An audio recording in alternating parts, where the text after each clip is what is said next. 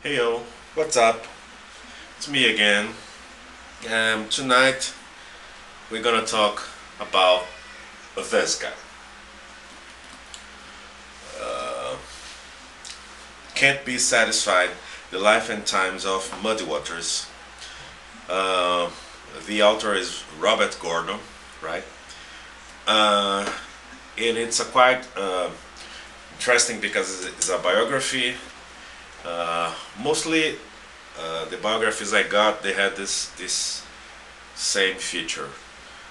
They show the individual, but they show the context where the individual lived and did his job.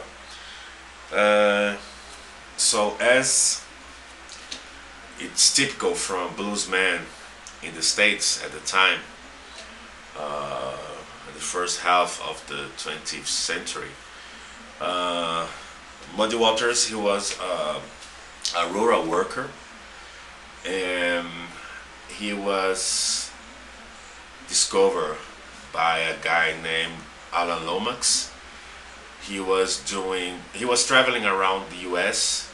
to collect some traditional uh, folk music for the states, from the states, and it was the Library of the Congress who sponsor his ideas to do it. And in one of his travels, he met this guy,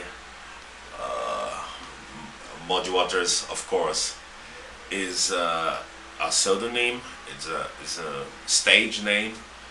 His real name is Morgan Mackenfield, something like that.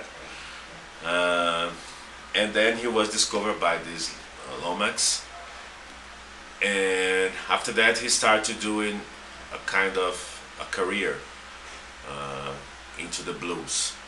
First, he started as a folk blues player and singer, and then he turned into electric.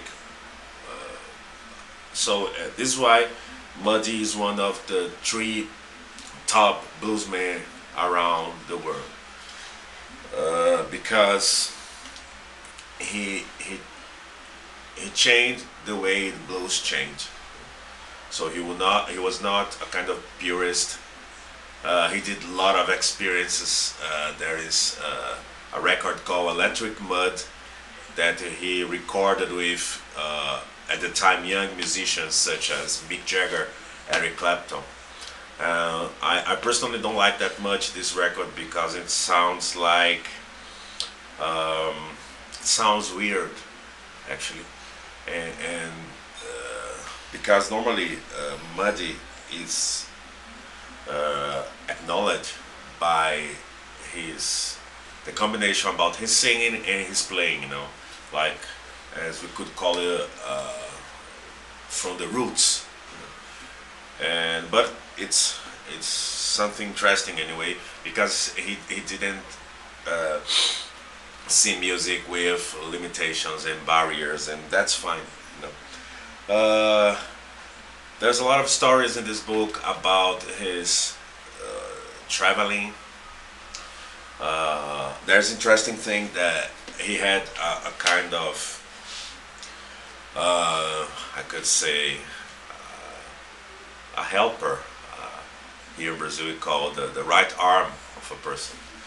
It's his guitar player named Hubert Sumling.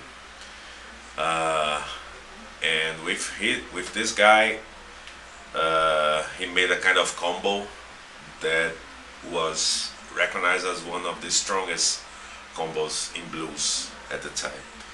Uh, it's great to see that uh, the importance of Muddy keeps on today or nowadays. And sometimes you see blues as a simple music, but it's very, very difficult, very hard to be simple. You know? And Muddy showed this very good. Sometimes you can also see there is his participation on an event called the New Newport Music Festival in 1964 or six something, and he was playing "Got My Mojo Working," and it's funny because this participation is in Germany, and you see a lot of white guys and girls trying to dig that rhythm, not very well, but it's good to see uh, Muddy showing his abilities to different kind of people, and I totally recommend this. He was oh, that's interesting too. He was a very worry about his fashion, always dress sharply, nicely, and this is the guy.